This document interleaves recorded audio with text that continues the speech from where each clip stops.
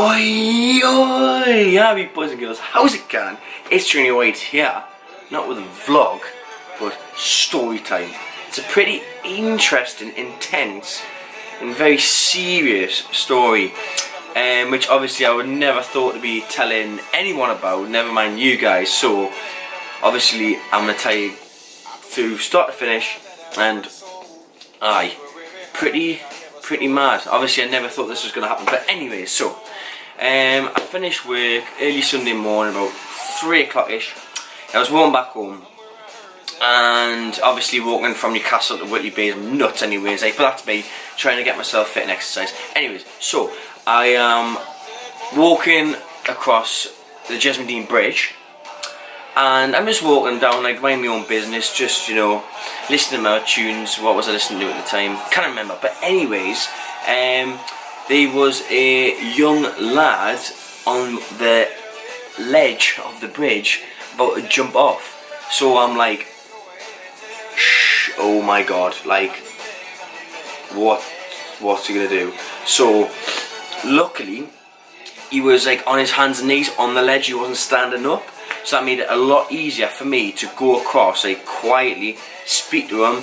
I just said, "Oh mate, what are you doing? Is everything alright?" So luckily I grabbed a hold of him, pulled him down, and sat him down, and spoke to him for over an hour and a half, just talking about life, things in general, what he's up to, like his interests and hobbies, and I just to calm down, make him feel content, comfortable, safe, and obviously in front of me and with me, because obviously he doesn't know who I am. I've just literally met him, so I won't obviously tell his name or anything like that, because obviously that's pretty private.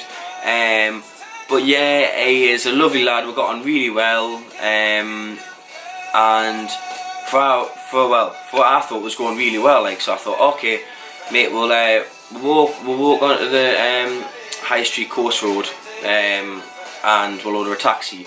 But when we both got up, he was leaning against the ledge, and he was still saying to me, "Oh, I'm still gonna do it, mate." I was like, "There is no chance you're doing that, no way," right?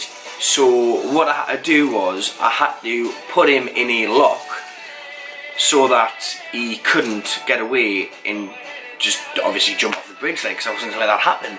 So honestly, I literally felt the strongest man in the world that morning. So I had to drag him from, literally, he was right in the centre of the bridge to the going towards Townside, and he was resisting pretty well, like, but my god, I got myself in him not let go, because if I did, wow, it wouldn't have been good.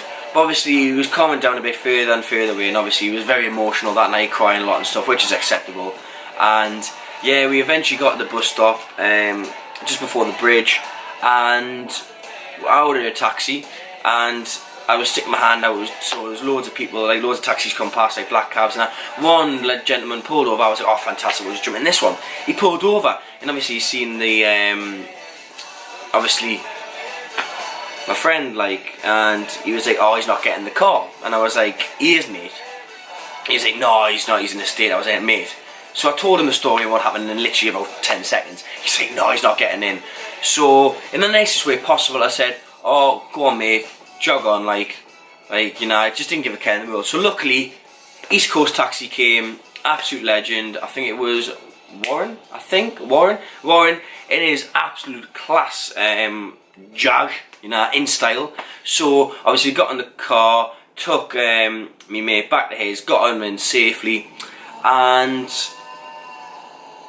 yeah, he got home safely. Told the taxi driver the story, and that he didn't really believe me, which is quite funny. Well, not funny, but like, it's a completely like random situation to talk about in story. But guys, and obviously on the way back, well, not on the way back in the taxi, I got him on Facebook, added him, and then obviously luckily had his mum on Facebook as well.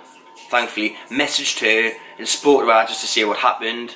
And yeah, apparently he's doing fine in that. So obviously I did the best thing possible, tell his mum and kept the situation calm as possible.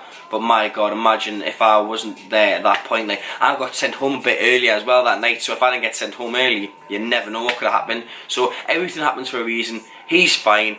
Told the mother. She was very glad and happy to hear. She apparently stayed up with him like from the time he got in, like 5 o'clock in the morning onwards. So I don't know what they were speaking about, but yeah, he didn't tell me what was happening, which is fair enough. It's got nothing to do with me. Very private.